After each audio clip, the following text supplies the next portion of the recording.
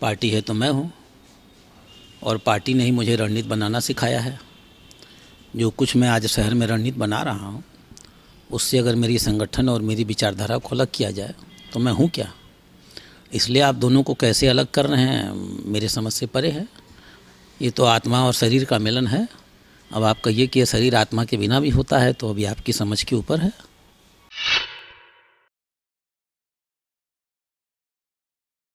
जनता से पूछिए ना, जनता आपको बताएगी। कारगर ना होते तो पहले चुनाव में 18,000 की जीत, दूसरे में 28 की जीत, तीसरे में 47 की जीत और चौथे में 62 की जीत मिलती क्यों?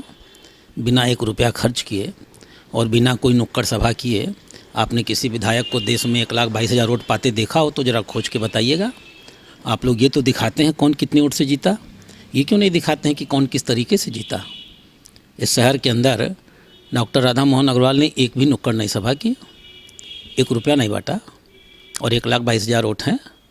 तो आप वोटों की संख्या पर मत जाइए, वोटों की गुणवत्ता पर जाइए और ये जानने की कोशिश करिए कि गोरखपुर में कैसी राजनीति हो रही है।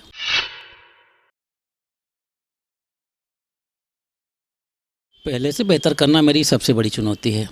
जब मैंने चुनाव लड़ना 2017 का शुरू किया तो मैंने कहा मेरी लड़ाई किसी से नहीं है, मेरी लड़ाई 2012 के डॉक्टर राधा मोहन अग्रवाल से है। और मैं आज कह रहा हूँ 2022 में 2022 के डॉक्टर राधा मोहन की 2017 के राधा मोहन से लड़ाई होगी। ये मेरी चुनौती है और ये मैं करूँगा।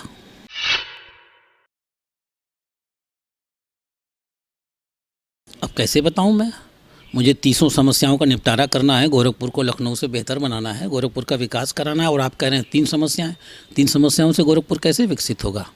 3 नहीं 23 समस्याओं का समाधान किया जाएगा और गोरखपुर को उस ऊंचाइयों पर पहुंचाया जाएगा जहां इसका स्थान है।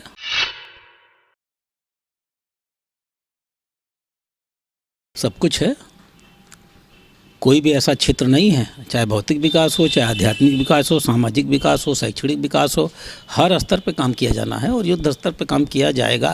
वो सब रोड मैप मेरे पास है, मेरे पास अपना ब्लूप्रिंट अब सिर्फ गोरखपुर का नहीं है, पूरे उत्तर प्रदेश का ब्लूप्रिंट लेकर के हम लोग चल रहे हैं। भारतीय जनता पार्टी एक बार शासन में आ गई है अगर 2017 में, तो आपको इंतज़ार करना पड़ेगा 25-50 साल का, जब भारतीय जनता पार्टी को कोई शासन से हटा सके।